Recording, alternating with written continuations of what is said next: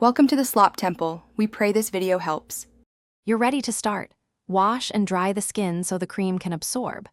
Once done, check the tube for concentration and expiry to confirm safe use. Use your fingertips or a sterile applicator, dispense a pea-size amount, and spread it thinly over the targeted area.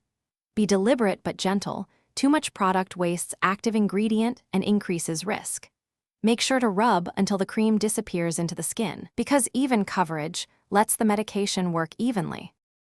Once the first application is absorbed, continue with the prescribed schedule, typically once or twice daily. Set a reminder so you don't miss doses. Make sure not to cover the area with tight or occlusive dressings unless a professional advised it, because trapped moisture can change absorption. Between applications, protect nearby healthy skin by applying only to the affected zone. After each session, wash your hands to remove residue. This prevents unintentional transfer to eyes or other sensitive areas. To finish treatment, follow the full recommended course even if you feel better. This reduces recurrence. Once done, tighten the cap and store the cream as labeled, usually at room temperature away from heat. If you notice increasing redness, blistering, or signs of infection, stop use and contact a clinician promptly.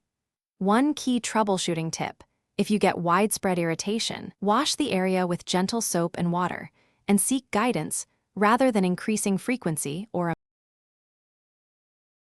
Thanks for watching. Consider subscribing if we helped you.